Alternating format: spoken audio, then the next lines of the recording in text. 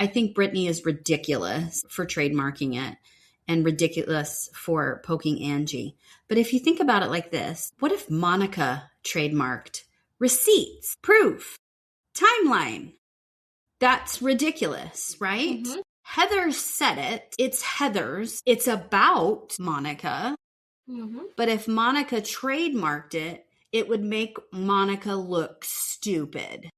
Well, Britani looks so fucking dumb. Britani looks stupid. Like, I think Angie has the right to be upset about it and annoyed by her. But Britani, again, cannot read the fucking room and just sits and pokes at her and pokes at her. And I don't agree with it at all. But that, when I thought about it in the terms of Monica and Heather, I got even more angry. Listener discretion advised. Adult language and mature content.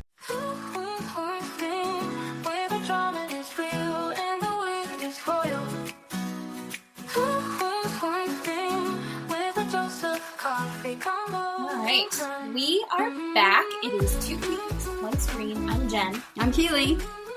And it's hot here in Florida, actually. You just reminded me that I need to take my sweater off because it's really, really super warm. It's 71 degrees and the sun is not out. Okay. We're going to have, it's going to be ridiculous. We're going to have a hot Christmas. Have you had snow yet? No, not yet. I thought it was snowing today while I was at work, but it just turned to rain. The skies are all white. The mountains are white, but it always ends up being rain so far. So we'll see. You might get one. Yeah. All right. Well, we have a couple doozies today. We're going to do our housewives. Yeah. And we're going to talk about true crime story time. You found a really intense one that I liked. Again, it's about the interrogations, which I think is a really interesting perspective to focus from. But did you have anything you wanted to talk about before we get started? I do. This week, I got something in the mail that I've been wanting to buy myself forever, but I never wanted to spend a big amount of money on it because I don't know how to use it. I've never had one before. And so I bought a medium amount of money. I spent, a mid-range amount of money on it. And I don't know how to fucking use this thing. I'm going to show you. Here you go. I don't know how to use this fucking thing. Here's the hair dryer. Here's the air wrap. Comes with the brush. It's an air wrap. I have one that doesn't have the air. And I don't know how to use it. So the air wrap curling, I think I have the hang of that. It looks really pretty, but my hair uncurls in a half an hour, in 10 minutes. And the blow dryer, the hair dryer is magnificent. This is like a tropical storm. It's just hard and heavy right at my head, but my hair feels weird. Like the texture doesn't feel soft and smooth like when I use like a normal hair dryer. And plus it's just so intense. There is this like a medium setting on it where it's not so windy, but I can't figure out how to use it. And this thing just pulls my hair out. This brush just pulls my hair out and it doesn't curl. It has a regular brush attachment to it, which is beautiful. Really? All of this is it's so nice. And I got it off of Amazon. Shopkins is the brand. It was $85.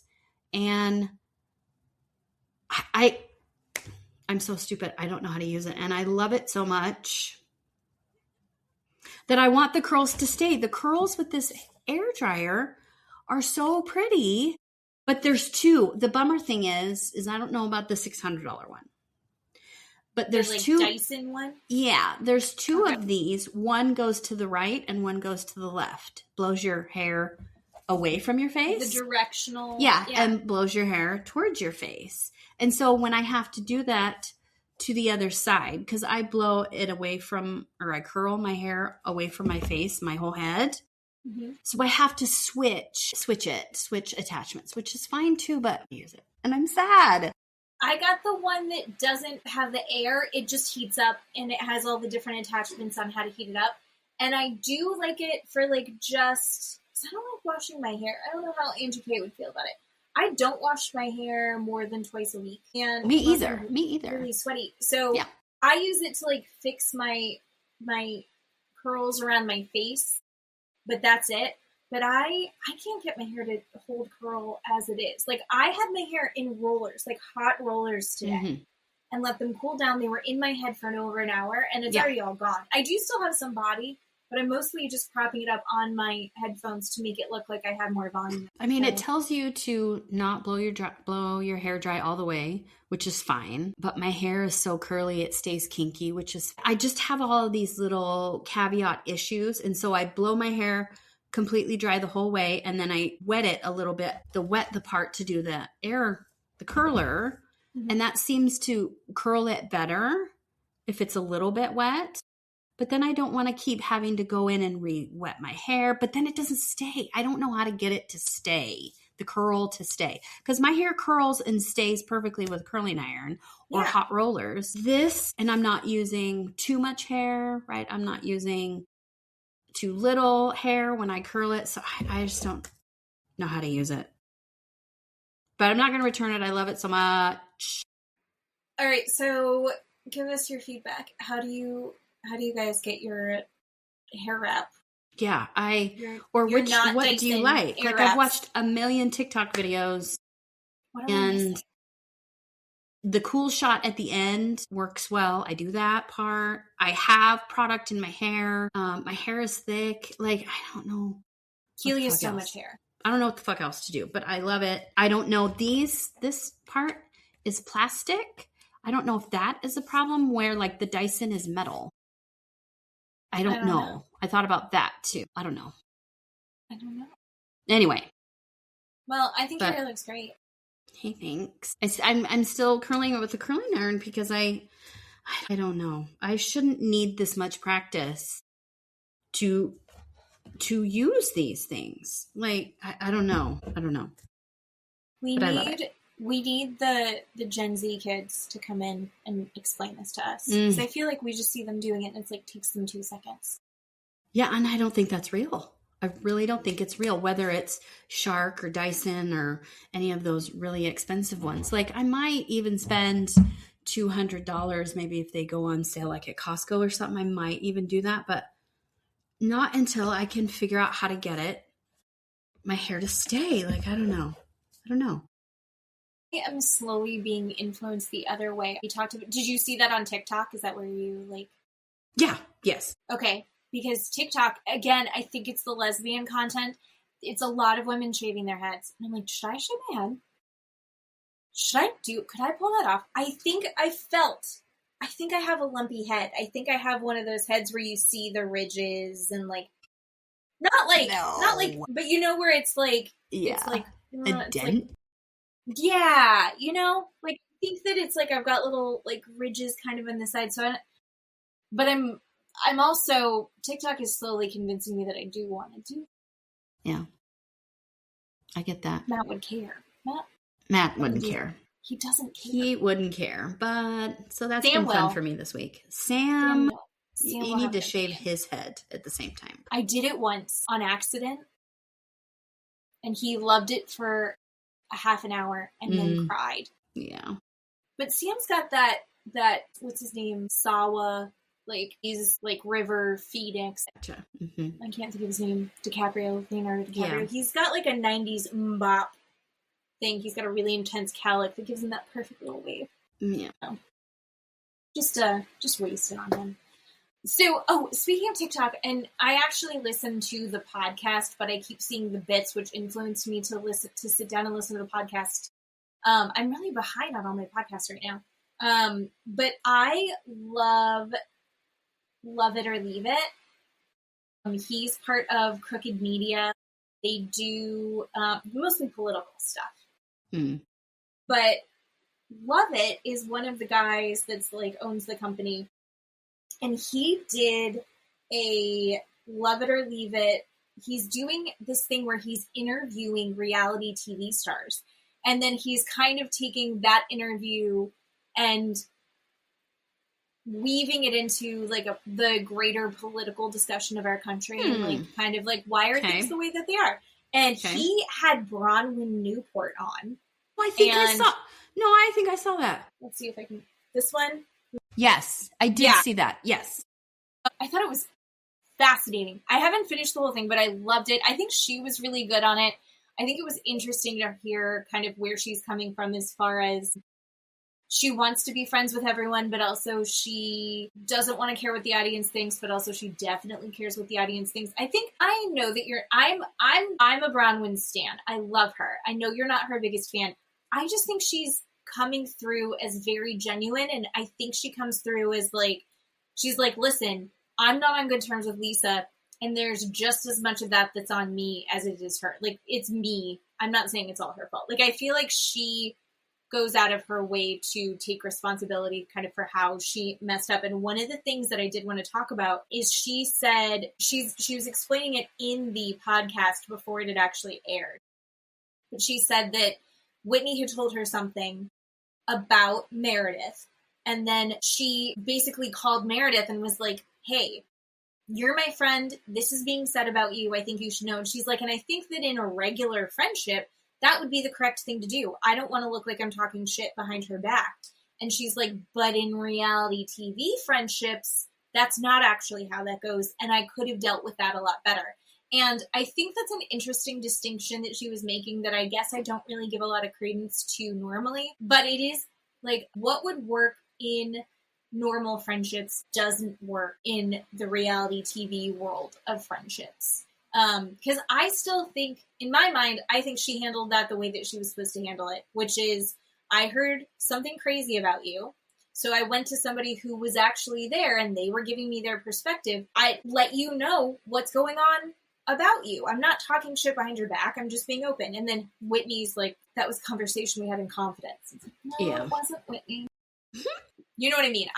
It's fun. It's worth listening to. And all of Crooked Media is really good. They do a few podcasts a week that are politically minded, but then they also do one called Terminally Online, which is hilarious. It's about how online people are in the rabbit holes that you go down, and then it's like, who is worse going down rabbit holes on the internet. I think you would actually be more terminally on, because you end up researching, like the true crime stuff, you like go in. You find out stuff about people. Yeah. Whereas I'm like, ooh, squirrel. And then I lose it. Right. All right, so let's jump into the Mother's Day episode of Real Housewives of Salt Lake City. And they're in Greece. So they're all wishing each other Happy Mother's Day.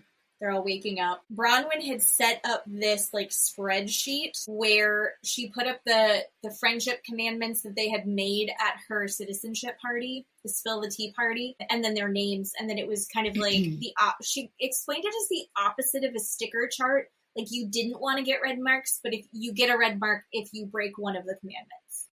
And if you have the least broken commandments, then you get a prize at the end.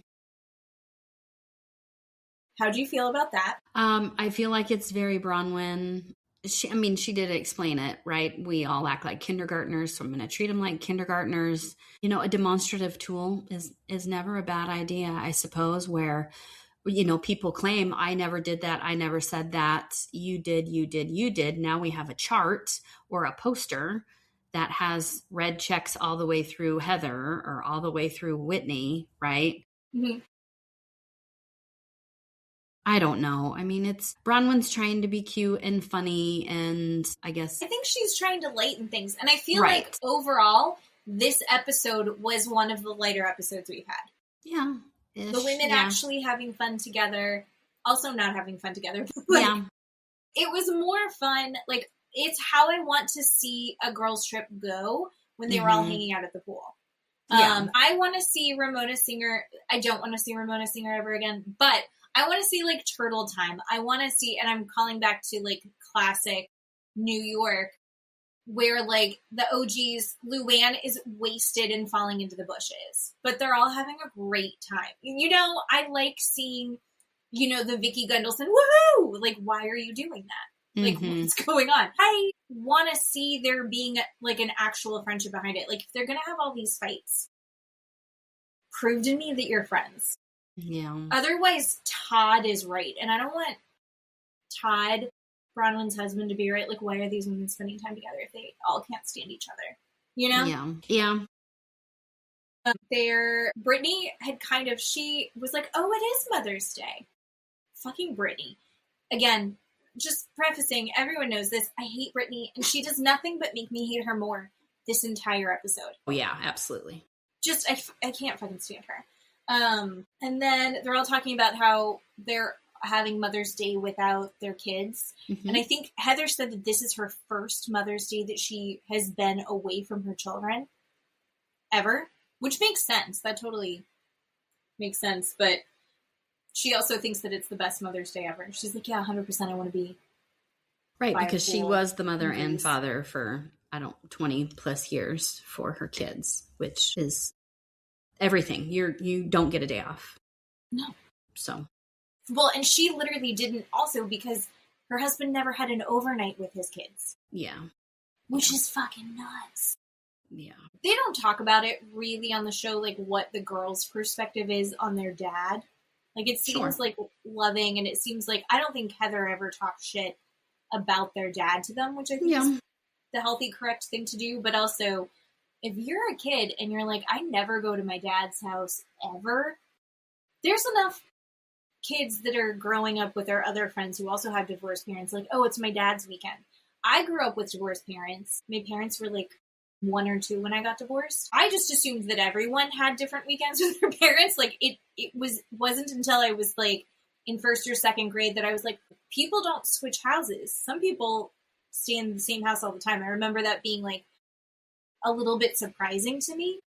So yeah, it makes sense. I'm going to be honest. I am married to my husband. My husband, super active partner, probably more active in the, he has the mental load is greater on him than on me. I still would rather be in Greece with my friends on Mother's Day than home. Well, yeah, 100%. Or just like in a hotel room by myself.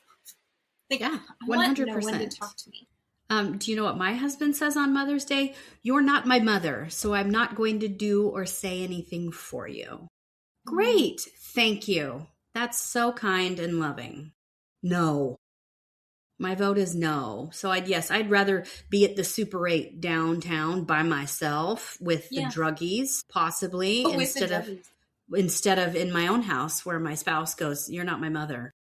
Why? What are we doing for Mother's Day? That is, in general, the correct or incorrect answer. Not correct. No, thank you. So they're all sitting by the pool, and then they're all kind of deciding they're going to go do these excursions. Meredith is in a bad mood. She's not really into it because she got attacked all last night. Yep. So Angie has set up 2 different things. One is a donkey ride. Mm-hmm. And then the other thing is a Greek cooking class. I would have loved to do either one of these things. Mm-hmm. Both of these things seem really fun to me. Yeah. Angie set up Lisa, Bronwyn, and Mary for the donkey rides. Mary, not into it. Mary was not excited to do that. Are you surprised that Mary's not into it? I was a little surprised. Stop. To be totally honest, she has a really ugly dog, so I thought that she'd like a big animal. He's so ugly, he's cute, but he's like he's a purposely ugly dog. And why is Lisa the only one out of that group wearing pants to ride this animal? All the other women had dresses or skirts on. What are you doing? What are you doing? You know you're going to go ride a donkey. This is not the 1800s where you're required to ride. Angie was dressed like a Greek goddess, and her dress is like flowing over the back of the donkey. And I was like, I wouldn't want that dress to touch the back of my legs if it had been sat on the back of the donkey. Those donkeys looked beautiful. They were all accessoried out. I'm sure they had just had baths. They looked very well taken care of, right? Beautiful donkeys. I'm still not going to rub all over, like a dress, rub all over a donkey butt and then have it touch the back of my legs. Or my bare legs touching that. No, I just couldn't. I was really upset and disappointed and frustrated going, what are these women wearing? What are you wearing? Lisa had a great time. Yes. And she wore Lisa pants and a tank top, which is appropriate. Come on. because I think Lisa does know about horses. And then for the Greek cooking class, we have Heather, Meredith, Whitney, and Britani, which fucking sucks. I don't know that Angie really set that up. I think that was a producer thing. Of course Meredith is upset. So is they're in their Sprinter van going to this thing, and they're like, how do you feel about the group setup, Meredith? And Meredith's like, yeah, this sucks. Everyone's been mean to me. Yep. I don't want to hang out with you guys. Yep. And so they start hashing it out in the Sprinter van. It was just uncomfortable. The thing that pops up and becomes an overarching issue within this episode is that it is Mother's Day, and in the middle of them kind of trying to hash this out with Meredith just takes a call, and it's from her son Brooks. Brooks is getting into a flight. They're in different time zones. This is the time he had to call her. But everyone's getting pissy at Meredith for being on the phone, so she has to get off the phone with Brooks. And she's devastated the rest of the day because that was her only chance to talk to her son on Mother's Day. She and Brooks are genuinely very, very, very close. They work together. They're very close. I think that she's more upset about all of these things, but that's just this perfect example of the shit that everyone is giving her.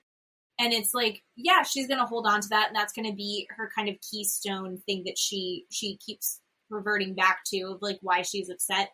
I think she had every right to be upset. Yeah. Honestly. Yeah, I agree. So there's also in the Sprinter, I think Lisa was genuinely trying to be helpful. She's jumping in. She's trying to back up Meredith. Meredith is exhausted. I'm really coming around to Meredith's side on all of this. She's really on her side, but they're like, let her speak, let her talk for herself. Whitney is like, why is she upset? It's like, well, Whitney, and Lisa's like, you called her a pill popper and an alcoholic. You're lying. Yeah. She's like, when did I lie? You said this out loud. And she's like, well, let her say it. Come on. Why do we have to do this really minutia back and forth of this? It was just frustrating. So Meredith's in a bad place. They all get off, go their separate ways, and Meredith's just kind of like, you know what, I'm not doing this. And she walks off and decides that she's not going to be a part of it. And Whitney, Heather, and Britani meet the most fun guy ever, Giovanni. So I don't know if he owns the restaurant or what, but he sets them all up. He gets them their wine. He's just chatting with them about everything. I desperately want to go there. I know. I just want to go meet him and have him serve me wine and tell me about food and about Crete and about Santorini. And then he has the chef comes in, and then they start making moussaka. Moussaka is my favorite food. If I could eat nothing else for the rest of my life, I would eat moussaka every day of my life. It's so good.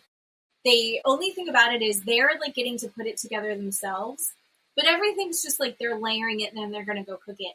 When you're making that yourself, you have to kind of pre-bake or batter and fry the eggplant. You've got to cook the potatoes beforehand, and you cut them into these really thin layers, and then you layer it in, and then you put this great meat mixture in that's got tomatoes and cinnamon and cumin. It's so, so, so good. And veggies. And then you cover it with a bechamel, and then you let it cook. And they're doing little mini crocs. I always do it in a big thing, but they're doing these little mini crocs. I was very excited to see that. And now I'm like, should I make moussaka over the Christmas holidays? I might. But it takes me all fucking day. Hours and hours and hours. I'm so trashy. I had no idea what it is. I had to give it a goog and look at it because, based on what he's telling me, I have no idea what this is, and they don't show the camera to what we're doing. I had no idea what this bechamel sauce was. I had to look it up. I would eat it. It looks lovely. Oh, yeah. You would love it. It kind of reminds me of a shepherd's pie or something like that. It's like a Greek shepherd's pie. Yeah. And sometimes, there's, kind of, in Turkey they have it, and, can be kind of a Middle Eastern thing. Incredible. It's so good. You would love it. But they didn't explain it very well, and I just want everyone to know that it's very hard to make that, and the chef is doing most of it for them. Eventually, Meredith does come back. She's not meant to be walking around in her heels on those streets, and she really doesn't have anywhere else to go. But it's just suck ass. So she goes and she's like, I'm just going to go and I'm just going to power through. And she's not going to get into it with these ladies, but she's clearly upset. And even the Zeus guy, who I think Heather should hook up with if she can, is like, are you okay? What's going on? Yeah. What do you need? Like, she is clearly mess and upset and just cannot get over it. And that is pissing Heather the fuck off. Mm-hmm. And then Britani sees that and goes, well, you didn't get to talk to Brooks today? Imagine me not getting to talk to my kids for 3 years. Britani can jump off a bridge. Yeah. Meredith has a great, very close, maybe even too close, but very close relationship with her son. Britani didn't have a relationship with her kids because she fucked up because she was being a bad mom. Yeah, because still of being her, a bad mom. Her actions. They are not in the same universe. Not even in the same universe. You can't compare them at all. And once again, she has to be a victim and has to have everybody look at her. And it was gross. It was so gross.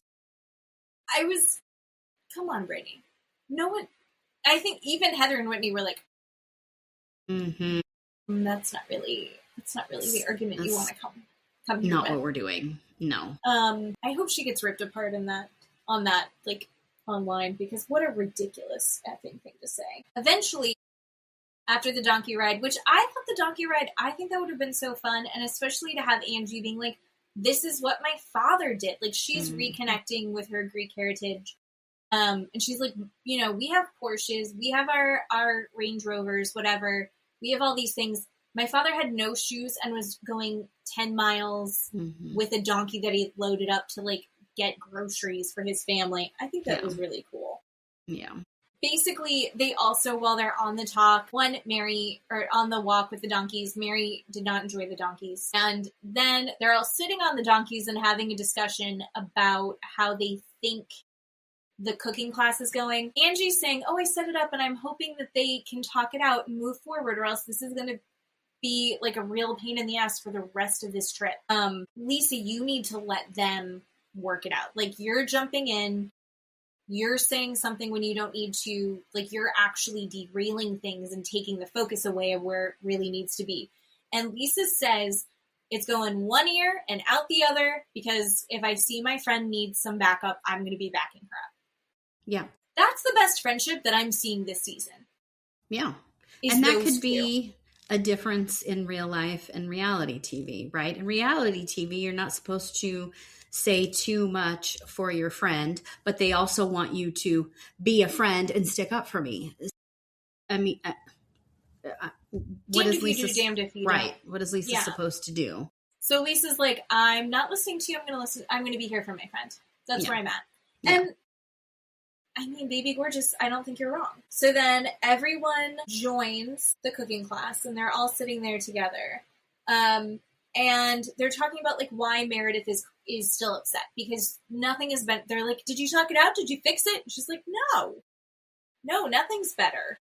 Yeah. And it's like no one understands why this None has of gotten these out of control. Bitches can read the room, especially Heather. Heather looks at Meredith and goes, Meredith, why don't you tell everybody why you're so upset? Meredith, why don't you tell everybody, about your phone call and about Mother's Day? I mean, Heather doesn't need to do that. She doesn't need to point it out. You know what? Everybody has eyeballs. They can see that Meredith is upset. But no, Heather has to make it about her, which none of this is about Heather. No. None of it. No. I think all of this is like, she really tried to be the judge and jury of this thing so hard that then she somehow went so far that she became the victim in it. Yeah. In her mind. Right. And at this point, there's no defense of, like, why are we still doing this? Yes. Why are we still going forward? She's not going to give you the apology that you want. She even says, you didn't deeply apologize to me. Holy fucking shit. Can you imagine if I said, I need you to deeply apologize to me? Nope. That's I think it's problem. fair to say, like, I don't know that I can move forward unless this gets addressed.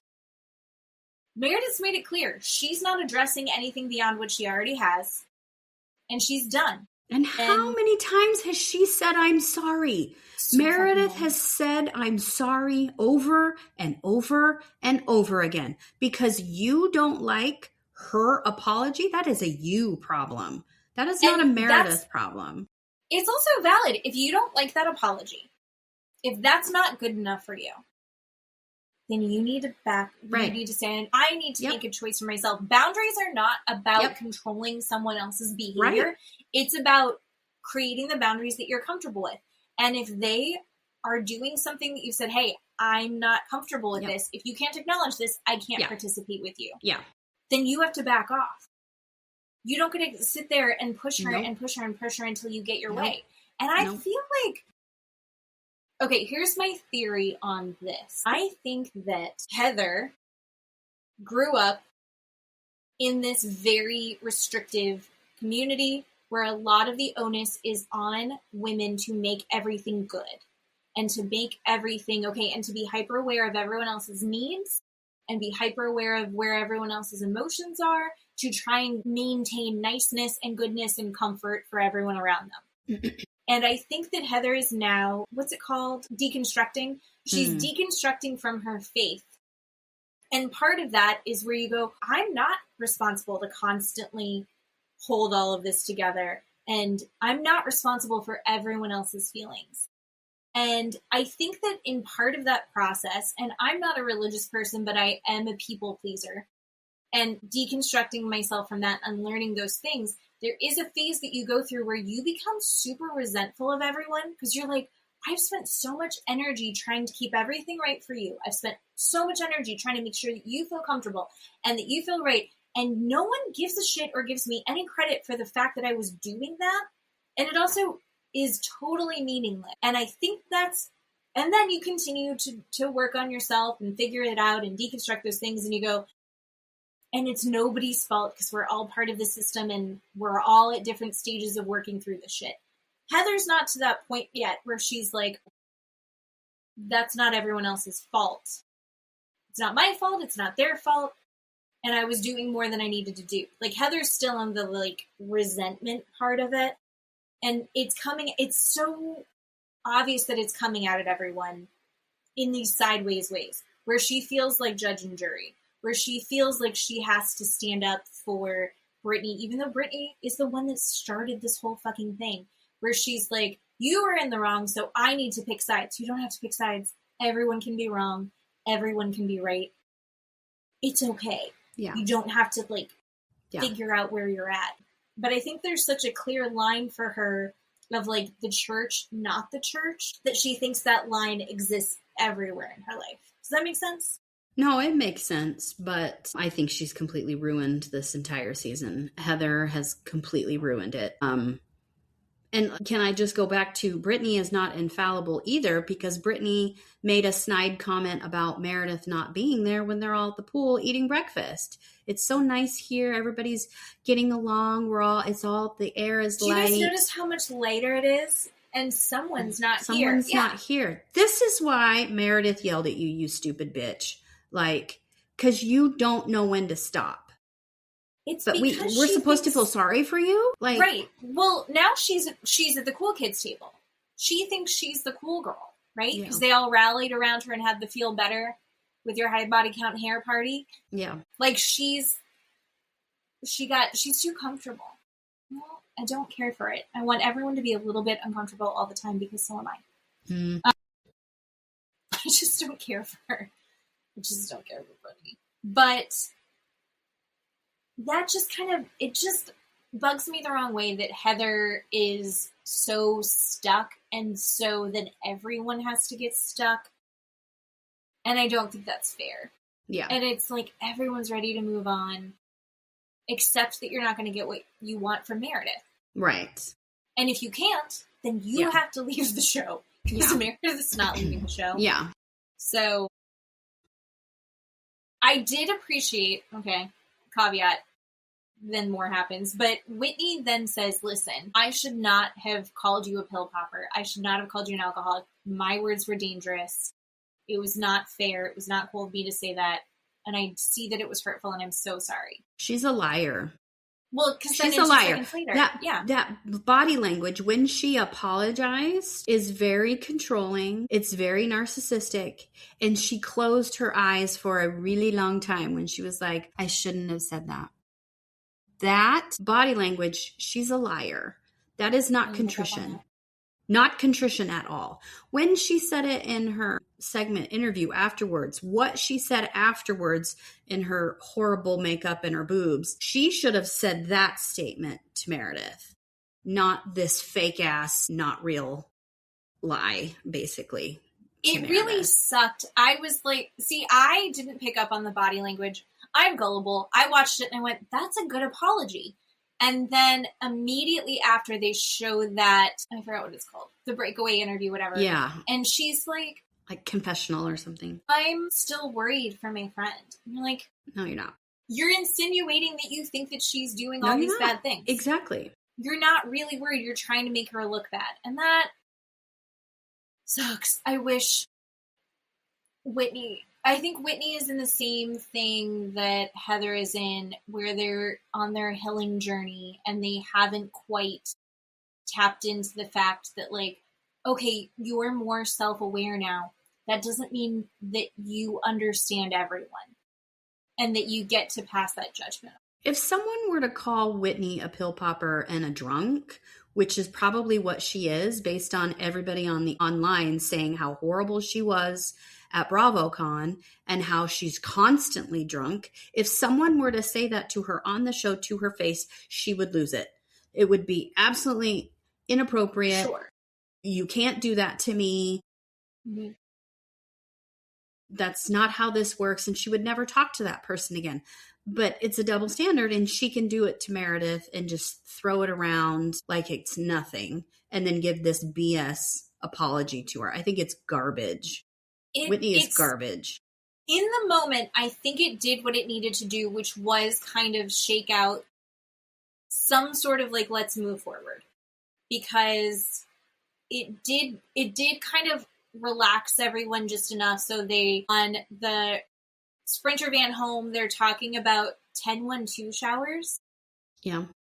I still don't totally understand. I mean, I understand that number 1 means peeing and number 2 means pooping. I get that. But I don't understand what it means about that with a shower. What does the 10 mean? I don't know. I don't know either. I don't understand it. I still don't understand what that meant. But they were talking about pooping and peeing and taking breaks and things like that, which is great. And it got lighter. And then they have the pool party. Meredith comes out in like kind of like a little Chanel blazer skirt bralette situation. And they're all teasing her and they're like, get into your swimsuit. And then she pulls her skirt off. It's a swimsuit. It was great. Very cute. They all lighten up. They're having pool swim races. Whitney and Meredith are getting along. They're all, eating. Mary's concerned that the shrimp that she got wasn't dewormed. She still ate it. The huge shrimp, too. Huge. Did you see how big that thing was? Yeah. Yeah. Gigantic. I love a temp portion. I just gave it a goog on this 10-1-2. It says, the slang terms 10-1 and 10-2 are production codes originating from CB radio terminology, widely used on film and TV sets. The number 10-1-2 is a combination of these codes, typically used as an inside joke to complete a bathroom break. So I guess that people just know this in their headsets when they're filming or doing something. But I don't know. It doesn't say what the 10 refers to. It's very weird. Well, I don't know what it has to do with the shower, but it lightened everybody up. Mm-hmm. They love bathroom humor, these ladies. Then they start talking about, I don't remember exactly how it came up, but they start talking about Bronwyn and if she had ever kissed a girl. And Bronwyn's like, yes, I've kissed a girl.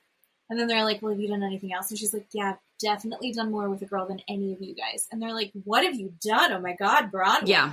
And then Bronwyn is like, oh God, Todd's not going to like this. Here we go. So again. Then she's like, Heather, they're asking if I've ever kissed a girl. Heather, a little drunk, not really paying attention, just walks over and gives her like a little kiss. Whitney does. Whitney, yeah. Whitney. What did I say?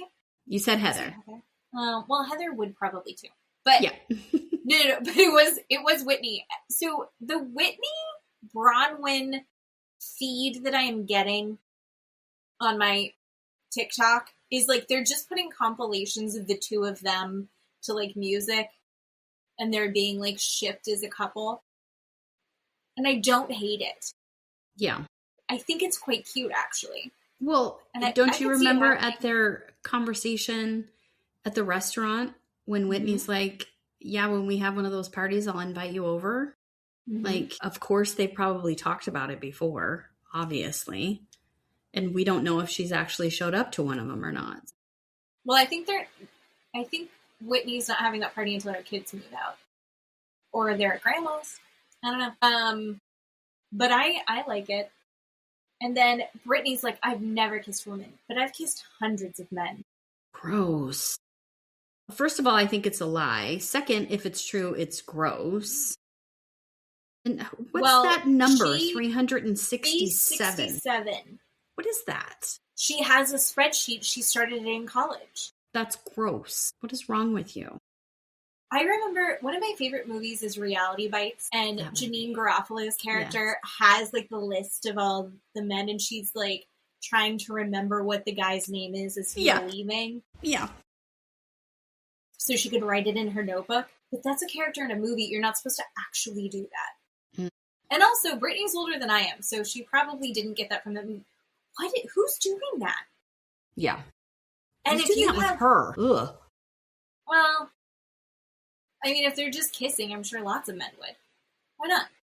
I would. No. Maybe I would. I don't know.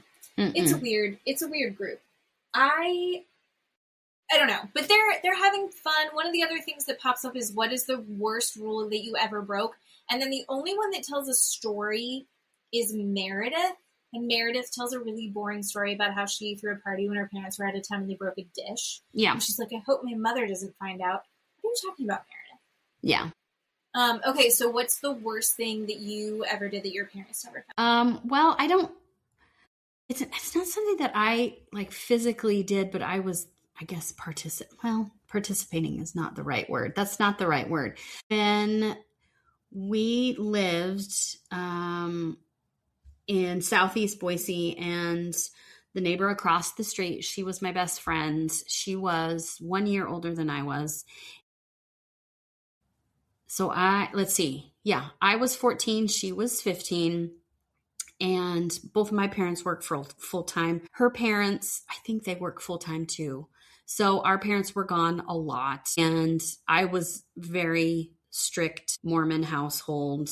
You know, no boys coming over. You know, my girlfriend can come over, but that was it. And my girlfriend across the street was having sex. She started having sex at this time. And I was shocked. I was 14. She was 15. And I was stunned. I was like, I can't believe you're doing this. And she's like, why? It's so nice. It's so fun. And was trying to talk me into it all the time with guys that I liked at school. Just have sex. Just have sex. Just, you know, give them a blowjob. They'll do it back to you. And all of these sex talks. It's a bad friend. Yes, I one time snuck out of the house. I wasn't supposed to leave. I snuck out of the house. I went to her house. She snuck out, and we went to her boyfriend's house, which was in a trailer park over the railroad tracks from our house. So it was, less than a 2-minute walk. It was very close. And he was in his 20s. And I went to the trailer with her, stood outside and watched that his dad didn't come home, and they had sex inside the trailer. And then she came out and we both came home. I ended up doing that for her quite a bit. But I was terrified of doing any sort of sexual activity with any boy other than kissing at all. But she was all for it, constantly saying, just, it's fine. It's not a big deal. It's not a big deal. So yeah.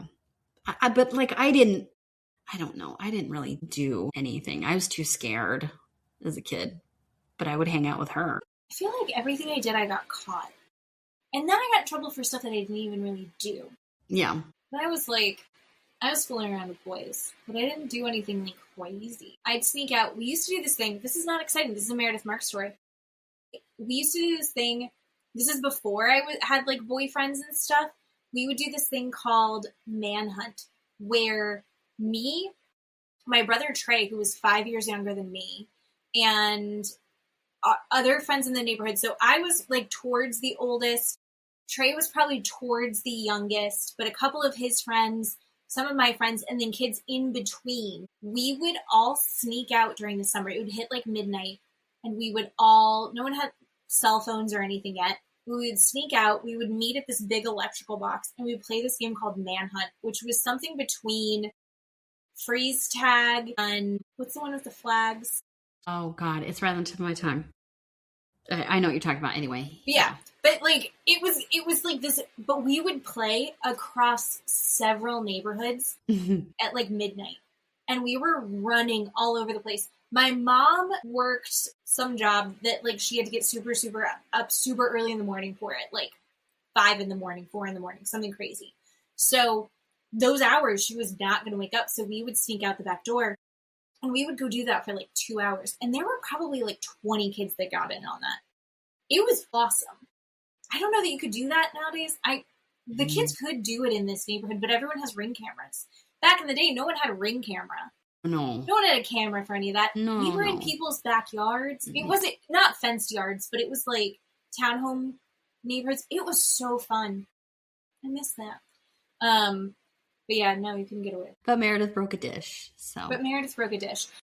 Oh, okay. So after I had already moved out, but Dad and Des went out of town, I think, to like go to the beach, and everyone else went. I couldn't get off work. I had an actual job at the time, but I couldn't get off work, so they took everybody else to the beach.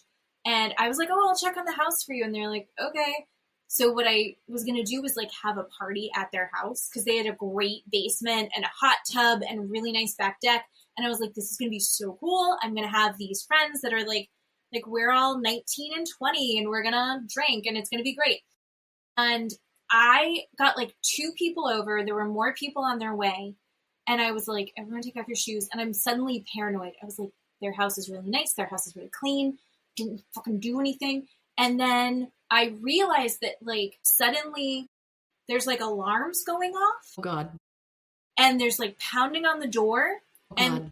I go upstairs and there's people outside that are my friends. And there's also the fire department.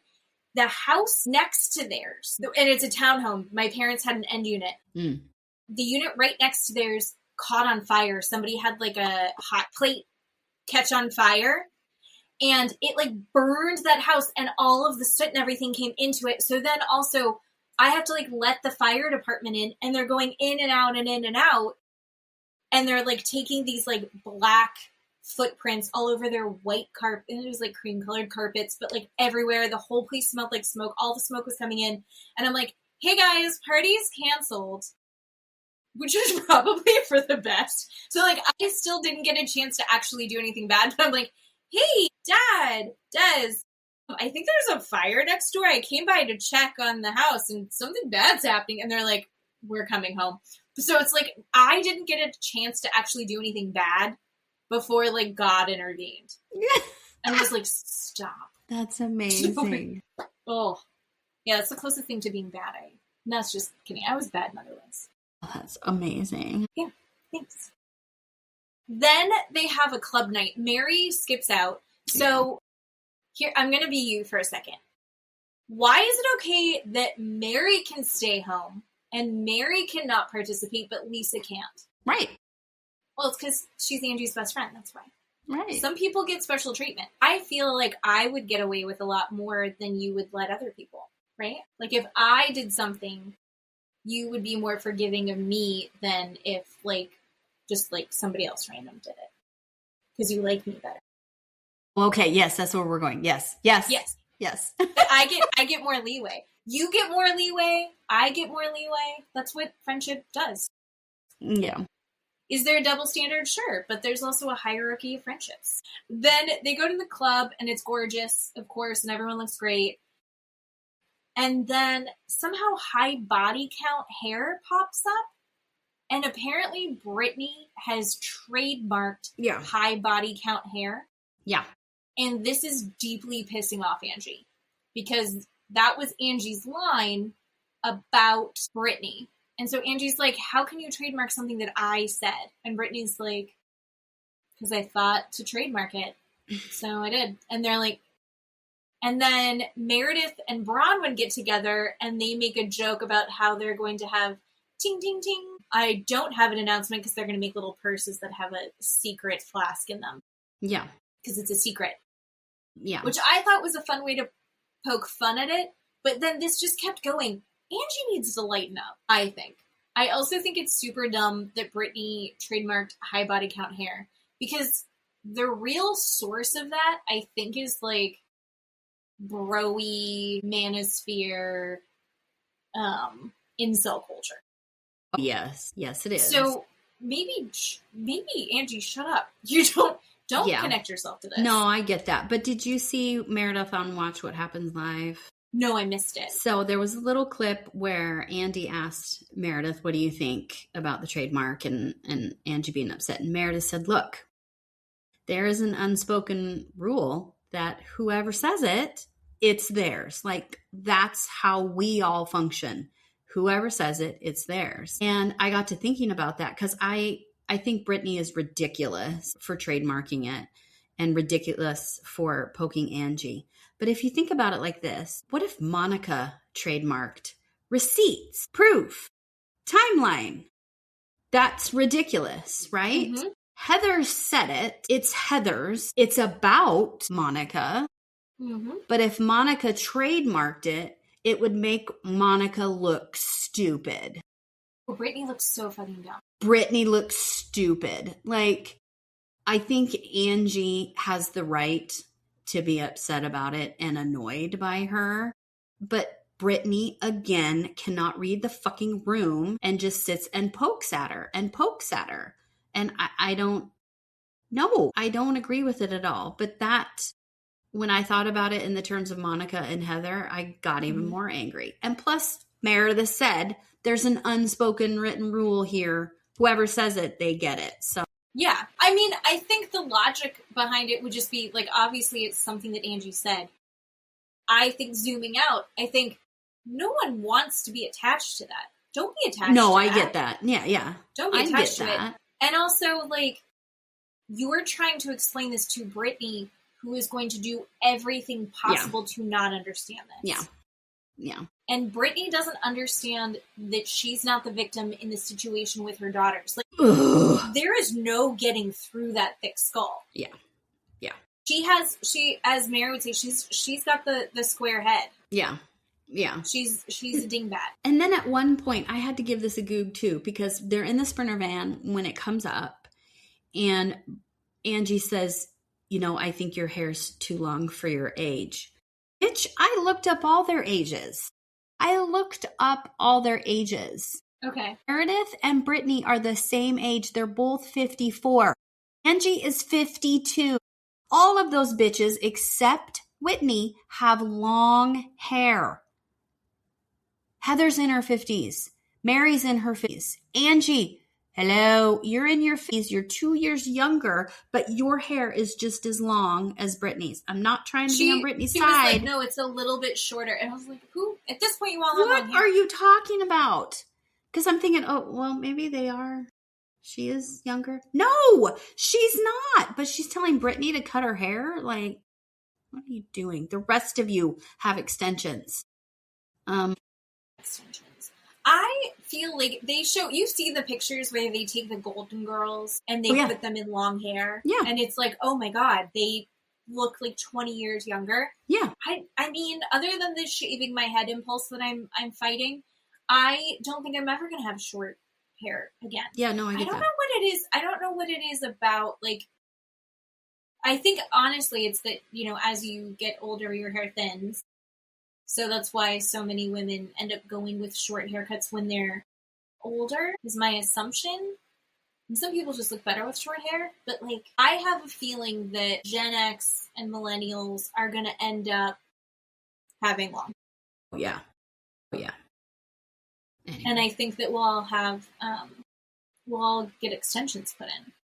Or, like, the weaves. My God, that's the other thing that my TikTok is full of. I love hair pieces. you seen the guys that get like, they have like the toupees that get glued to their head and they last for like 6 weeks? Mm-hmm. Yeah. I love those videos. And can we talk about how ugly Whitney's outfit was for this stupid club thing? It was not good. What are you wearing? Like a romper. What is, it was so, it was bad. A wrestling singlet? Yes. Kind of vibe. Terrible. Absolutely terrible. And then she stands up. She's like, why can't we just get along? Like, I have high body count hair, clothes, but my hair is what? Shut up and sit down. Like, nobody's talking to you. And Bronwyn was correct. You don't need to make this a group discussion. So sit down and shut up. Like, you're pissing me off. I think that's the other thing. I think that Whitney and Heather needing it to be a group discussion for every single issue. You didn't need to get involved in every single issue. I think if you're not getting involved to be a mediator, then you need to just shut up. Yeah. Because it's just making these conversations last way longer than they need to go. So I'm done. Ugh. And also, Love It from Love It or Leave It, the podcast that I talked about at the beginning, he is very much of the feeling that if all of that had really happened, Meredith would have been in more trouble. Absolutely. Something would have been done and said. So he aligns completely with you.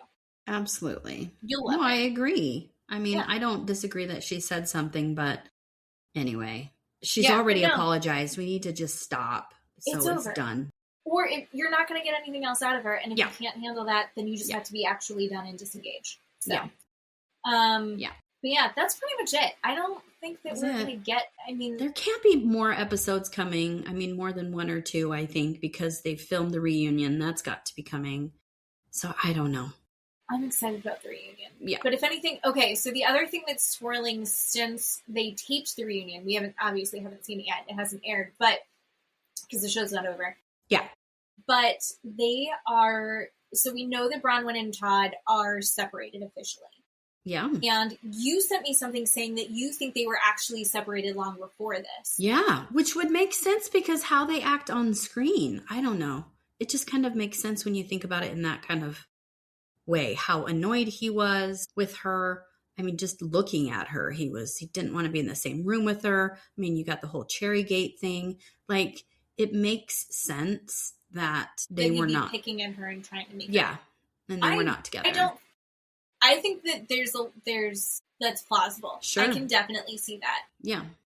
But then the other controversy of that is people are saying they think Lisa leaked it. Sure. Because immediately after it came out, she was posting videos of her and John being like, look, our marriage is great. Yep.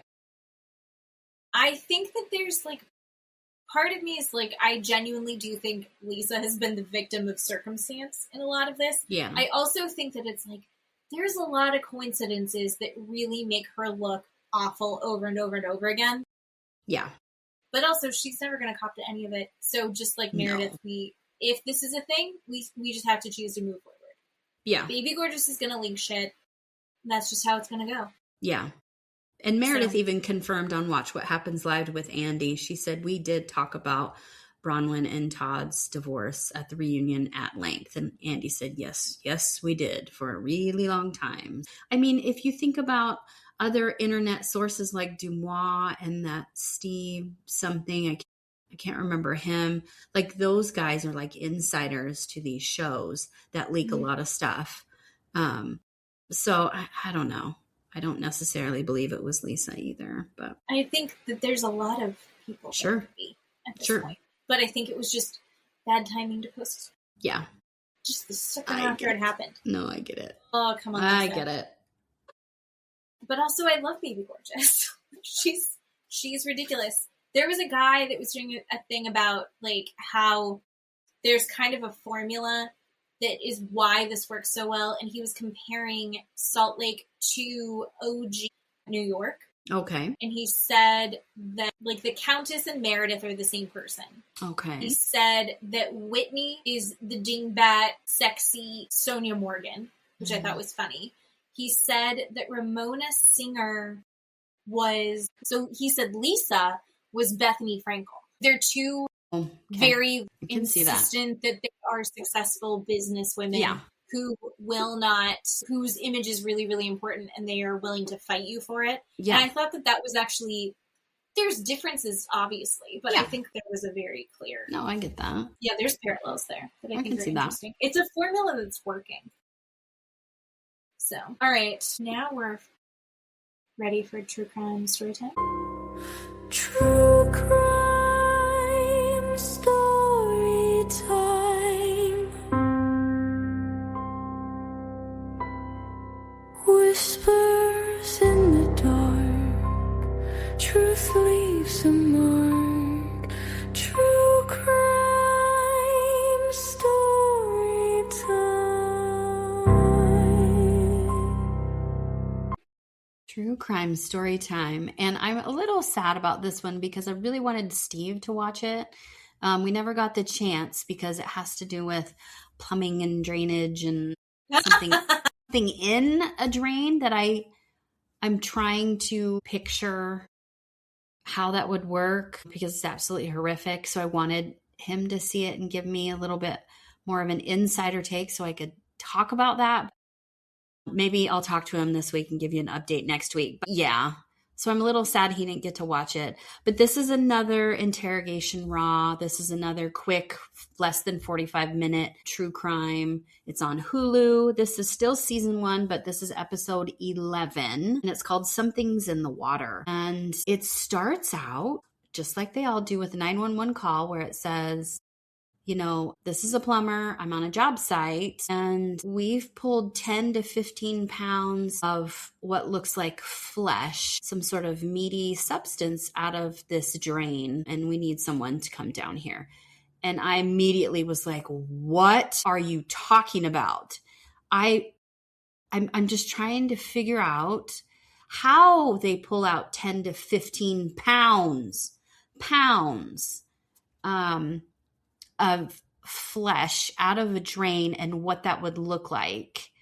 Like, is it, I just don't understand. I mean, I think in general seems, I mean, pulling anything out of a drain is disgusting. Of course. Like, you just, like, we both have one. Of course. Yeah. Gross. And it's no, thank you. Yucky. So these guys, when they look at that and they go, this is what human I'm flesh. Yeah. Where's the point? Because it's like people put weird stuff down. Yeah. There was like a landlord that was doing a series of videos about how this one woman kept putting rice, like dry rice, uncooked rice, down the garbage disposal and down the sink to like fuck up the plumbing to like, oh my God. Okay. not have to pay rent. Okay. Is what it ended up working out to be. Okay. So it's like, I know that there's weird stuff that people are putting down their drains and I mean, I'm a pastry chef, but like we'd have to be really careful because if you put too much butter down the drains, it can fuck up all of your drains. Just the butter going down it is really, so buttercreams and things like that, really you have to be careful about. And like acrylic paint is another one. So I'm sure these guys see crazy stuff that has been shoved down the drain in huge amounts all the time. What is okay, so it's 10 to 15 pounds. It's a lot. Mm-hmm. What is it that makes him go, I think I need police? Like that, yes. They don't really ever explain that. And that is the part that I think is kind of, for me, among other things in this, the whole thing is unsettling, but that specific note of like, if you're a plumber and you go, we need to call the cops. This is so bad, we need to call the cops. Yes, just absolutely shocking. Then they cut over to a hospital surveillance video of these 3 females walking in the entrance of like an emergency room. There's 2 young teenage girls and then a mom is what it looks like. And it tells us that one of the females is named Rori and she was with a friend. And Rori seemed to be having some sort of mental issue. So the friend's mom decided to take Rori to the hospital and go to the emergency room. They're both, all 3 are walking in fine. They seem to have a fine demeanor. There's nothing outwardly going on, right? She's not crying or fighting or physical or anything. They just walk in and sit down in the waiting room. And we find out that Rory's 18 years old. And then they say after a few minutes, the friend and the mom get up and leave the hospital. They leave them on surveillance video, walking out of the hospital, and they leave Rori there alone. Just so many questions with that. I'm Yeah. not quite sure what's happening. I personally don't have someone in my family that's living in my household that has any sort of mental health breakdown. So I don't know what that would look like to take them to the hospital. But she seemed normally, right, outwardly normal, calm, right? And she just sat there. And then they said, after 15 minutes of being in the waiting room alone, Rori just gets up and leaves, walks out of the hospital without being seen by a doctor or a nurse. And that's the last time anybody sees her, has ever seen her again. They don't explain anything about what happens or the connection between the two people. So we don't know, where she goes after to end up being the victim of the story. We find out that on October 1st, Rori's godmother went to her apartment to check on her. A lot of things are going through my mind while I'm watching this, right? She has a godmother. She's at a friend's house. We don't see any sort of parents, which is fine. I mean, I'm not saying trying to shame anything, but maybe she, her parents are not in the picture or her parents don't live near her or something, but she has an adult female that is her godmother that goes to check on her for some reason. And she goes into her apartment and her apartment looks like she hasn't been there in a few days.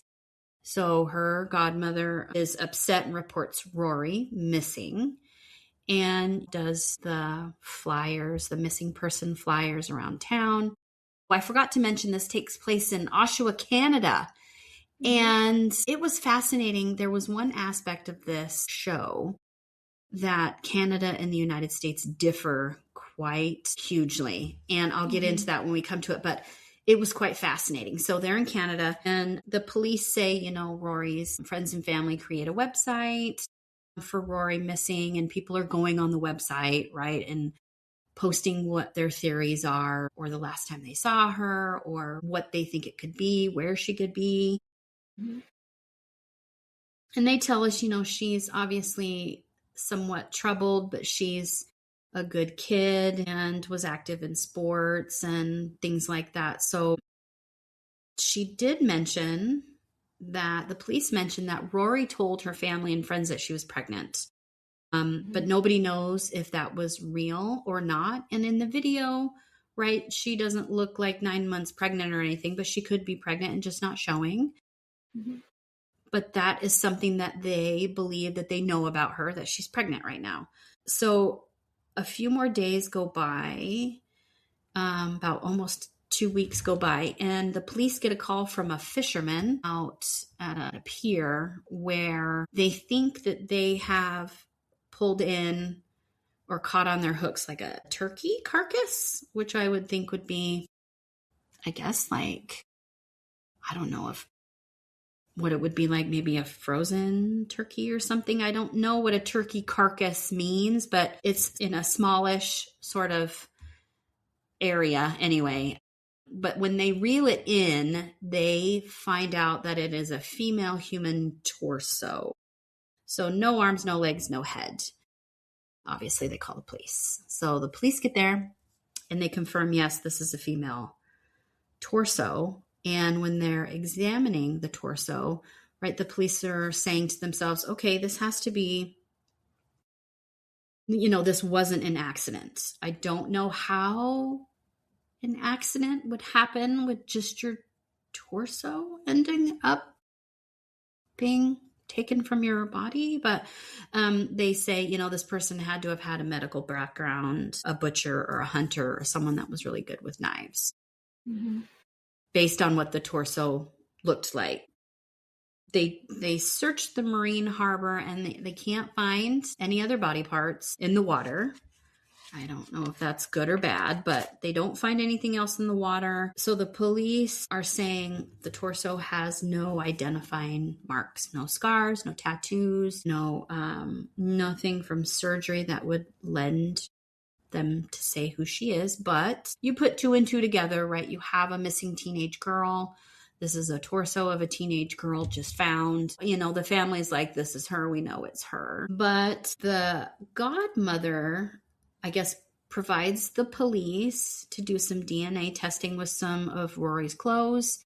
She gets a hold with Rori's biological father, and he submits to a DNA swab, right, to match the DNA on this torso. And they say, it takes a month to get these results back, but the results come back that it is Rori. The torso is hers. And now the police say, we feel like, there's a lot of pressure to find the rest of her, from the community, because I guess this town's kind of small. And the police say, look, this happened in... she went missing at the end of August. September, we find her torso, but we don't have any suspects in September, in October, in November. But in December is when we get this 911 call from these plumbers. And like I said, the plumber is calling saying, we just pulled out human flesh from this drain. And the police show up, they say within minutes of this 911 call, and they talk to the couple who hired the plumber. And the couple says, look, our drains are backing up into our tubs and our sinks. And we had mentioned to our neighbor about it, the downstairs neighbor, and he said, no, I'll just snake the drain. I'll figure it out. Don't call a plumber. And they said, then it started to smell really bad. Ugh, yeah. And so they said, fuck this. We're calling a plumber. We're trying to figure out what's going on. Plumber comes. Yeah. And the couple upstairs in this, I guess it's a duplex. It looks like a house from the front of the street. Yeah. And I guess there's stairs up the side, or maybe he was in a basement. Yeah, you couldn't really tell except if you go around the back of the house that there's a basement apartment. But from the front of the house, it just looks like a one single resident living house. But so the couple says, we have this person living in the basement, and that's who we talk to. And so the police knock on this guy's door, and he lets him in. And the police say that the gentleman who lets them into the downstairs basement apartment says, I guess the jig is up. It's a body. You found a body. What? I mean, how many of these have we watched or talked about where nobody immediately says, yeah, that's a body over there, or you got me, or this. Yeah.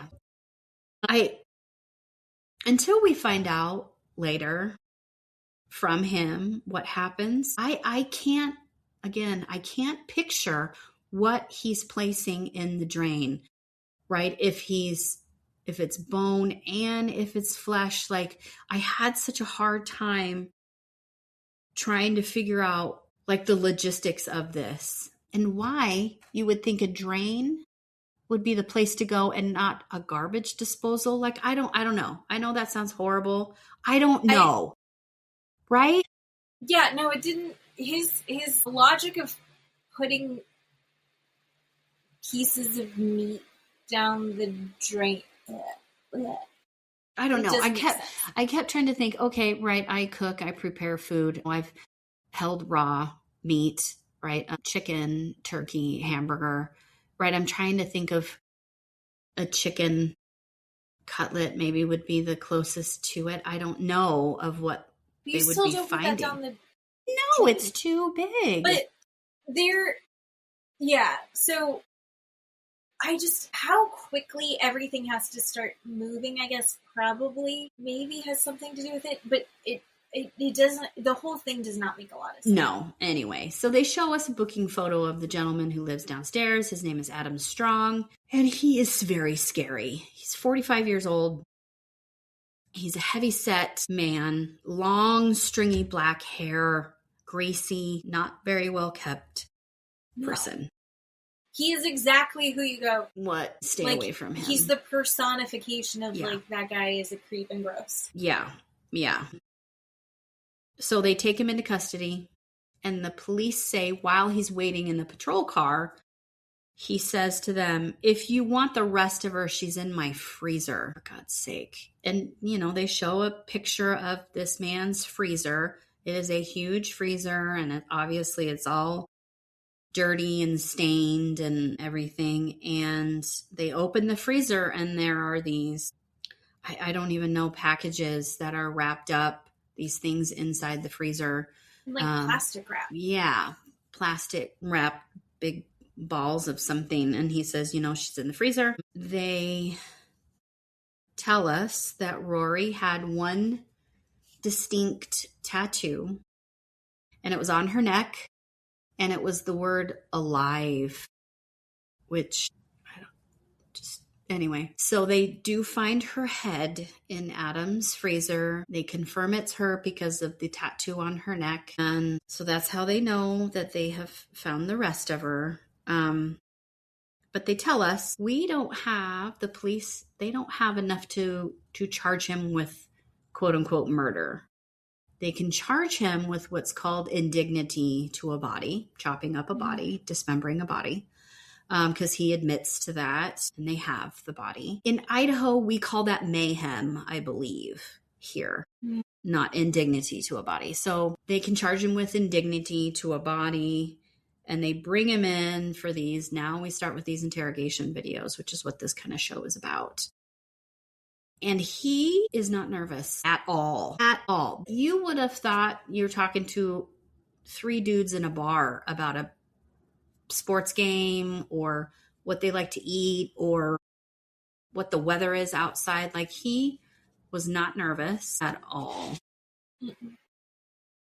And so they're talking to him, and they're trying to get him, right, to admit that he knows Rori or who she is, right? And he declines to answer. So they'll say things like, is Rori Hache in your freezer? Is that who is in your freezer? And he'll say, I decline to answer that question. And here's the thing that's different between the United States and Canada.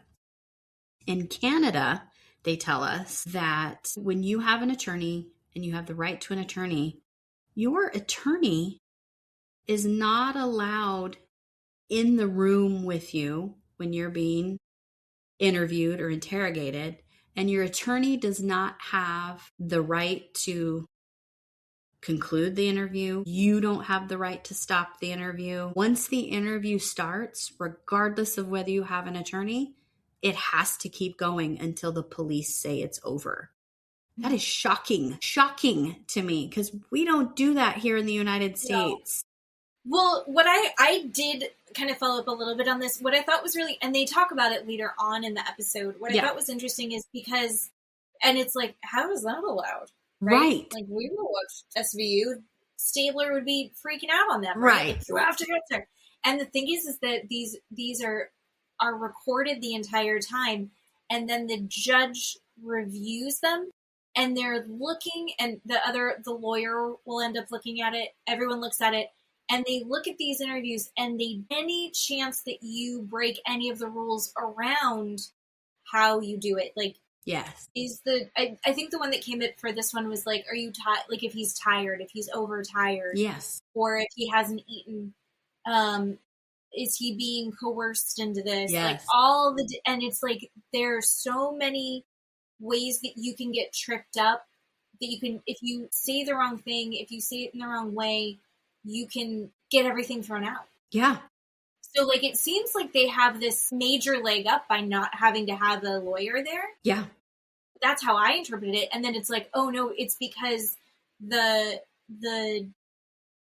standards that they have to meet in these interviews are so high. Yes. And they have to be so perfect. It was so fascinating to me. Totally fascinating. And the other thing is another thing that we do, but we don't do here. So they have, in 24 hours from the time that you're charged and arrested, you have what's called a bail hearing, which is what we have too. We call it an arraignment. But they have a bail hearing where the judge advises you of why you're in custody, and then the judge will set a bail amount. So you can either bond out, or if you don't, you stay in jail, or the judge says this isn't bailable, you're not going anywhere. But the police have 24 hours, that's it, to talk to him. And they can never talk to him again. But he can call his attorney, and his attorney can say, do or don't do this or say this, right? So Adam did get a chance to call his attorney. His attorney said, don't say anything, you need to clam up, don't say anything. So Adam does say that. He says, I was fully intending on telling you everything, but my attorney said no, so I'm not telling you anything anymore. But That part pissed me off so much because he was like, I wanted to tell you. Yeah. Yeah. I'm still not to, so I'm not going to. Somebody told Yeah. me not to. Sorry. Very Canadian. Sorry. Right. Right. Adam is so weird in these interviews because he will say things like, you know, I heard these can go on for hours. And they're like, yeah.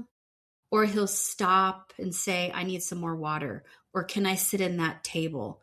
Or do people really need these tissues? Like, he was so strange in this interview. Like, they couldn't even figure out what was going on with him. I mean, they knew he was a narcissist, right? But they're trying to, you know, get to his emotional human side by saying, you know, we've been talking to this family since September. This family really wants to know what happened to their daughter, and they're really emotional and they are really upset about it. And he's like, like nothing. There's nothing. It doesn't register to him at all. So they're like, okay, we can't try that. That tactic isn't working. So then Adam at one point says, I got a lot of movies from the library that I need to return. Because they ask him, you know, what are you thinking about right now? He's like, well, scuba diving. I'd like to go scuba diving. And I have a lot of movies I need to return. Just what is happening in this room? So the police are like, yeah, that's not a big issue for us right now. We're not going to worry about your movie rentals. You're in trouble about the library late fees, not about the body that you told them where it is in your house. Yeah, so they put pictures out of Rori on the table, and he says, you know, you can take those away. And they're like, nope, those are going to stay there. And he said, okay, well, I'm not going to look at it anymore. And they said, fine, you don't have to look at it, but she's going to stay right there, which I thought was good. Anytime they made him uncomfortable or really were direct with him, he either changed the subject or, you know, was kind of combative, I guess, with them. They do get him food. Again, they buy him food.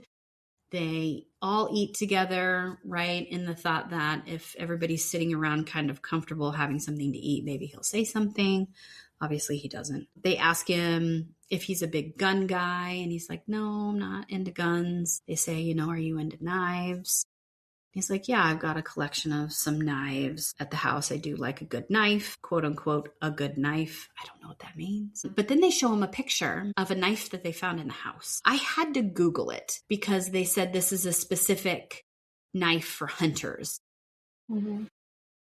And I wrote it down. It's a specific knife. It was a small knife, and it had this kind of curved blade at the end, and it had two metal like holes in it for you know, to grip it. Like your finger and your thumb would go in there, or your forefinger and your middle finger would go in there. But it's like a handheld knife. It's a small knife, but it's very scary looking. And it had like a hook thing on it. Yeah, it had a hook on the end. Like an angled knife thing. Yeah. Yeah. Oh my gosh. I for had like it down there. For like hunters. Yeah. To like skin and clean their kills. So like yes. You've got to get the guts out before you pull it back to your trap. Yeah. Yeah. And so they find the knife, and the knife has blood on it, and it has, you know, human tissue, right? Flesh on it. They also show him a picture from inside his apartment that they took of handcuffs that were hanging from a hook from the ceiling, like in a door frame going into a room. And they said, what the heck is this about? And he was like, oh yeah, my ex loved that room. I mean, it so gagged me. It made me sick. The pictures from his apartment. It made me sick. It was something between a horror movie and an episode of Hoarders. Oh my God. Yes. It was disgusting. It was terrible. One of the guys said that it was one of the worst places he'd ever been inside just because of the filth. Like ashtrays overflowing. Yep. There was a fish tank that was just filled with old pizza boxes. Think so. Garbage or something. Garbage and it was nothing ever got put away. There was barely anywhere to walk. Everything was covered with grime and stains and it was so bad. It was so disgusting. They also found a lot of sex toys in Just this hanging house. out. Just hanging Just out. Dildos, anal Butt beads, plugs all over butt the place. plugs, Right. more handcuffs. I think I inferred that they had found so many sex toys, they had to put it in a box labeled sex toys. They had multiple boxes of evidence that were just like big cardboard boxes that were like, Yes. this is sex toy box number 4. Yeah. And there's nothing about this man that you go like, I want to see him naked, or I bet he's good at stuff. No. He's so gross. He's so gross. No. They also tell us that his house was so bad that they had to apply for a 30-day extension on the search warrant, another month to go through this man's house, and they dug up the yard. I mean, that is incredible to me, to have to ask for a 30-day extension to be able to go through all of his shit, because there's so much stuff in there. And like you said before, they interviewed some people about his background. Like, he did not have any sort of a police, like, criminal history that they could find. You know, the man hadn't worked in years, or when he did work, he went from job to job to job. Like, he couldn't keep a job. Friends that were men in his life would say, he's the best guy around. Like, he'd give the shirt off of his back to you. You could stay at his house if you didn't have a place to live. Like, he's the best guy on the planet. He's just what you would want in a friend. And they would interview women about this man, and women would say he's sexually sadistic and he's violent and he's a horrible, horrible person. That is incredible to me. The two differences that I don't. I mean, and the people that they had interviewing, he was only interviewed by men. Yeah. And part of me kind of wonders what the dynamic. I mean, yeah. I think. No, I get that. I think they didn't have, one, the time, or two, maybe like the bandwidth to bring in a woman, but I wonder what it would have looked like if he had been interviewed by a woman. Oh my God, yeah. Yeah. Like, how would he have reacted differently? Like we talked about in the last one, they brought in the woman, she had her hair up in the pony. Like, there were ways that they, like, drew him out. Yeah. But he was just trying to be so buddy-buddy with these dudes. Yeah. Didn't he say something? I don't remember. I might be jumping ahead here. But at one point to one of the guys, he's like, if we weren't in this situation, and the situation being he's being interviewed and interrogated because he's got women's bodies cut up. He's like, if we weren't in this situation, you and I would go get a beer. Yep. What the fuck? Yeah. He's just so upsetting. And what you were saying earlier, the part that I would just feel sick to my stomach, the second they would ask him a more direct question, he would go, can somebody give me more water? Can I go sit at that table? It's kind of cold in here. It's cold in here. It's really cold. Yeah. And you're like, he just wanted everyone to, like, bend for him. Like, it was 100% just this, like, I'm going to do my best. Because he thinks he's the smartest person in the room. Yeah. And he 100% thought that he was in a power position. And he was like, and then when something would go wrong, where, like, he was like, I asked for the combo from Wendy's. And they're like, oh my God, we forgot to get you the combo. I'm so sorry. He's like, yeah, it's supposed to come with this other thing. And they're like, oh gosh, we're so sorry. And he's like, it's okay. It's okay, guys. I'm not even mad about it. And like, he so thinks he's giving them grace. It's the most bizarre dynamic. And they have to do it this way. Yeah. Yeah. Which is it. Because if they mess up, if they cross a line, the whole thing can get thrown out. The burden of everything is on them to do this, and that job stresses me out. It was ick. Watching him as ick. So, inside the house, besides all the clutter, the police say, look, we found blood spatter on the baseboard, up on the walls leading into his room. They found blood on a blue-handled hammer that was bent. The hammer was bent. I mean, people, a hammer being bent is incredible. The force behind that has to be incredible. Like, I can't. So they show us a picture of this blue hammer that it's bent and it has blood, and then the knife. So they go and they test the tissue and the blood on this hunting knife, and it comes back to a completely different female, a totally different person than Rori that's in the freezer. It comes back to a missing girl from 10 years ago named Candace, that they never found her. They have no idea what happened to her, but her blood is in Adam's apartment. They show us a picture of Candace, right? She kind of looks like Rori. She's 19 years old, right? She's thin, a smaller statue kind of girl with brown hair. So after that, the prosecutors decide that they're going to drop the charges for indignity, and so they can interview him again and charge him with murder. So they're finding a little loophole in the way they do their system. But that was a big risk because they had everything to send him to prison for this indignity for a body, for dismembering Rori. Mm-hmm. But they didn't have anything for murder charges yet. So they had to do another interview to be able to try and get him to confess to murdering Rori and Candace. And we do this at work all the time. It's called dismiss and refile.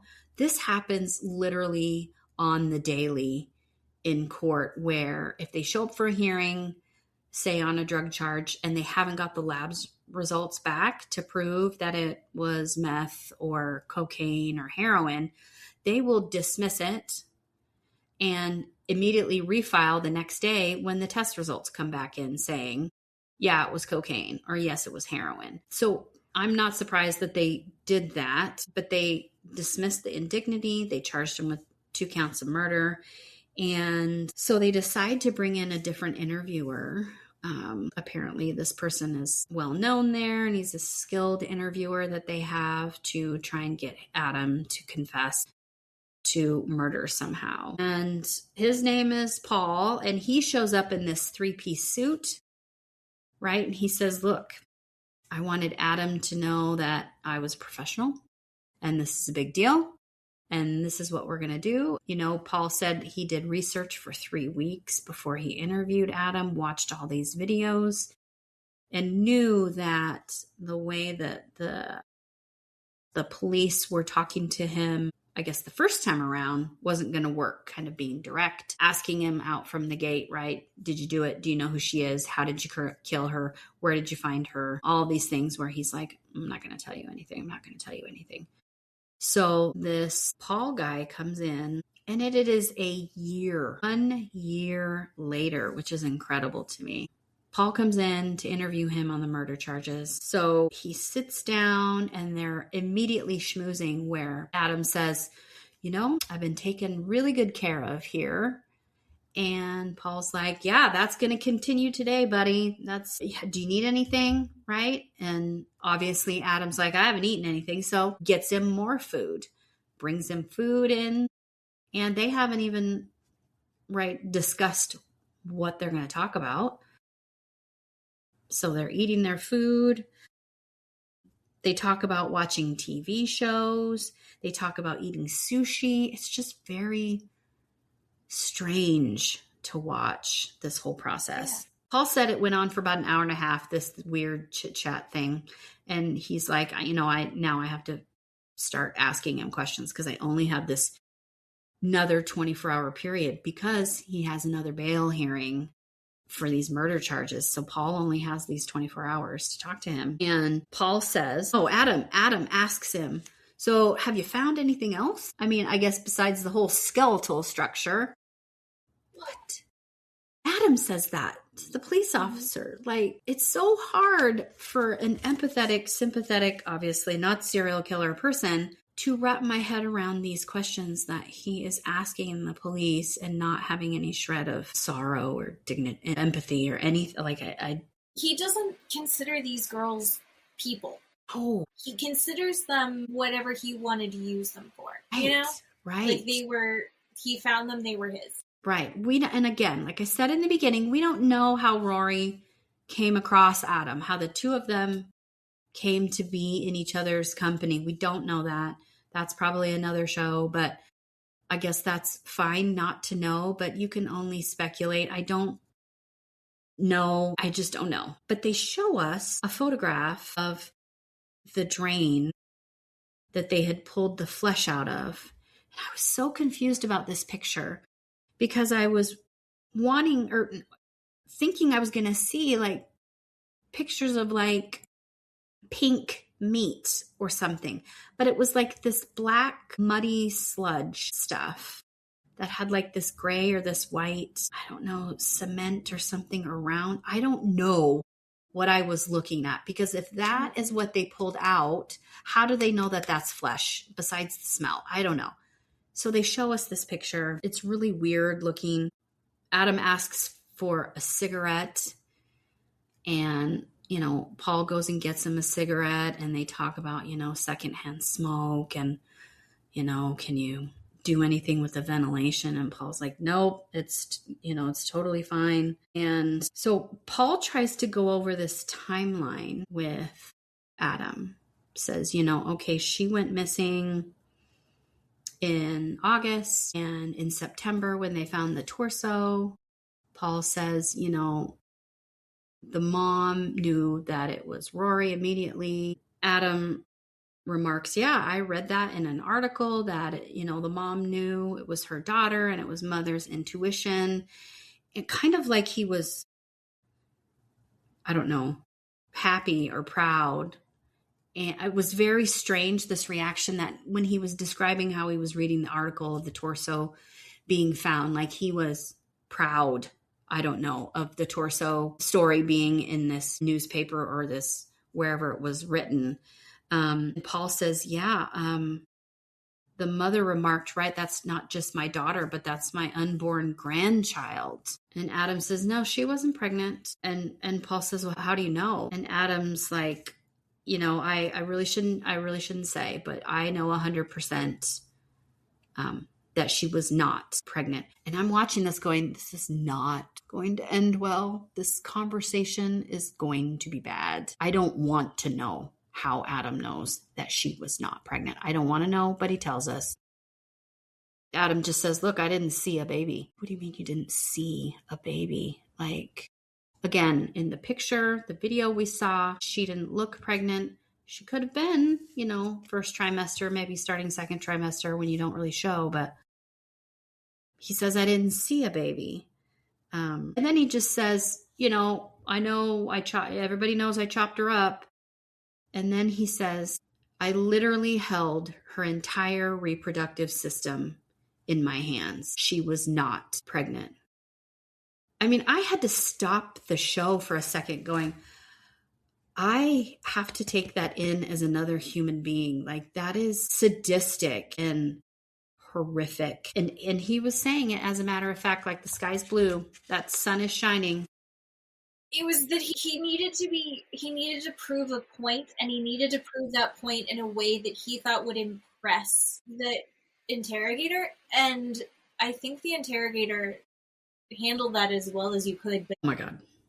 Yeah. I mean, what the... Ugh. Yeah.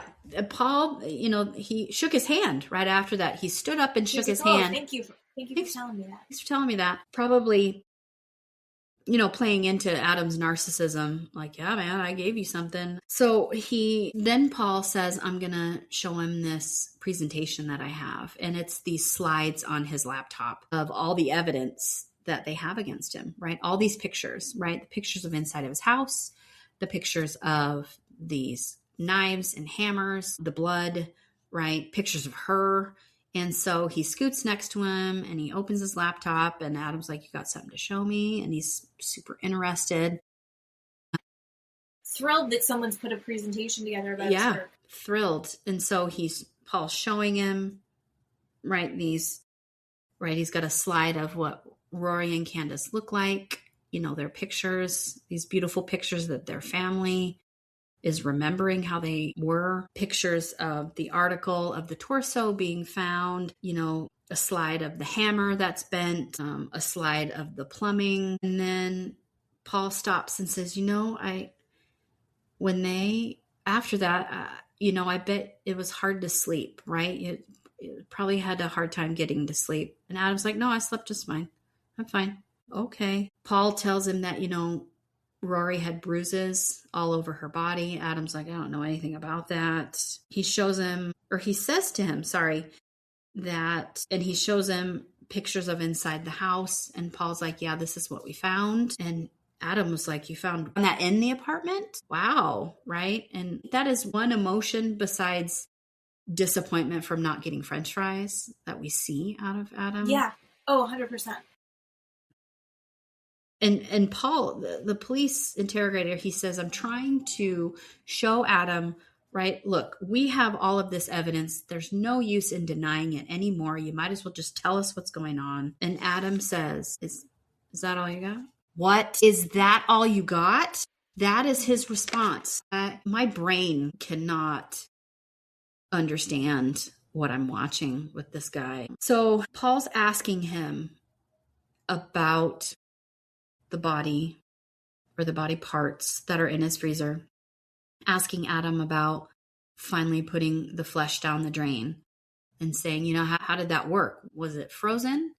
Was it completely thawed? Like, how did that work? And he said, no, it was completely thawed out. And Paul said, how did that must have taken a really long time. How did that happen? And he goes, no, it didn't take long at all. I just put it in the bathtub and just kept, having to drain the water and fill it back up with hot water to thaw out the body parts. Paul at one point tries to say, okay, so if you're cutting off the flesh, right, you would maybe start from here and you would work your way down here, right? Pointing to the shoulder, working down to the elbow. Adam's like, yeah, I don't know. I have no idea. He goes, I didn't really think about it. I don't know. It's so disturbing. I think he literally says it just wasn't something that was important to me. Yeah. What?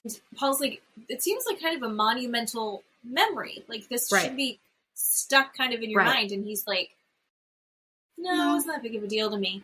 No, not really.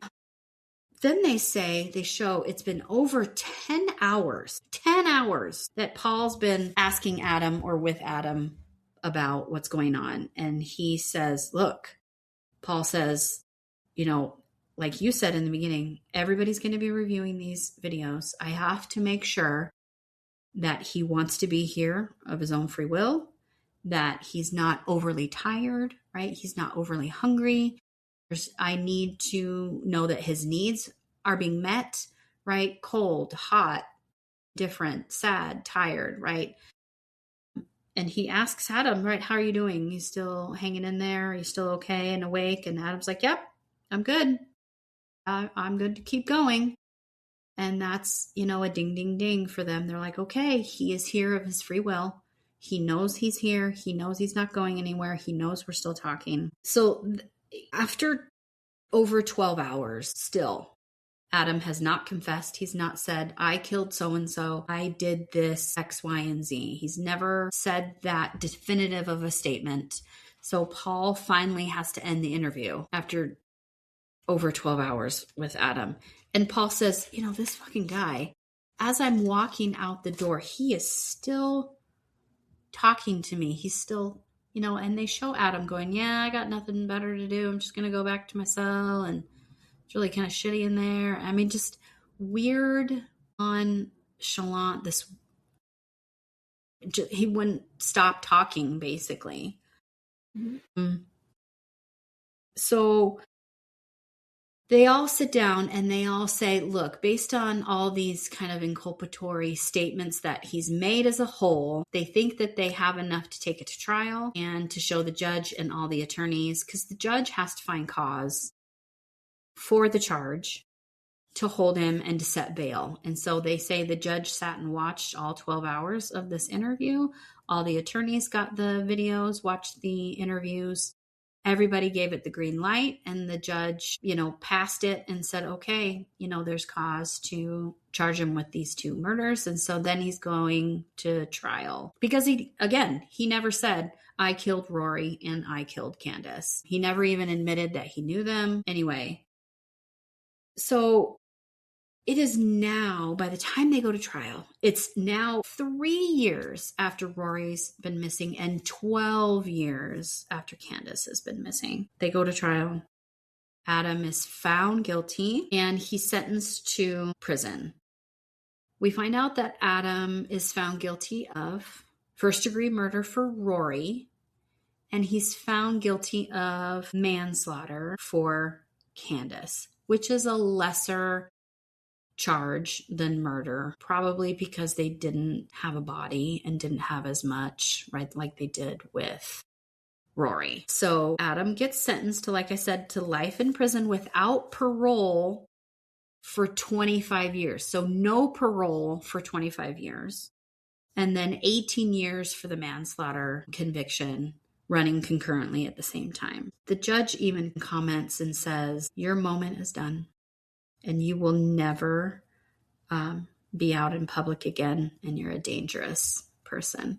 I really appreciate when these judges say these statements to these people, because a lot of times these offenders think that the judge isn't allowed to talk to them, kind of give their personal opinions, and they do quite a lot. So the family is happy, and, they're able to find peace, and so that was in March. By November of that year, and this is 2021,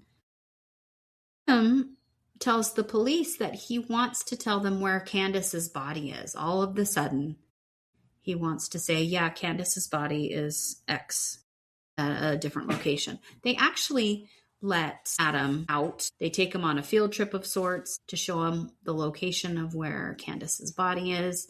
And the police are saying, look, we don't think that Adam has suddenly found remorse, or by the goodness of his heart that he is telling us where Candace's body is. We just think he was bored and wanted a field trip. He just wants out. He just wants out. Yeah, he just wants to be out of the jail. It's not as fun as I think he thought it would be.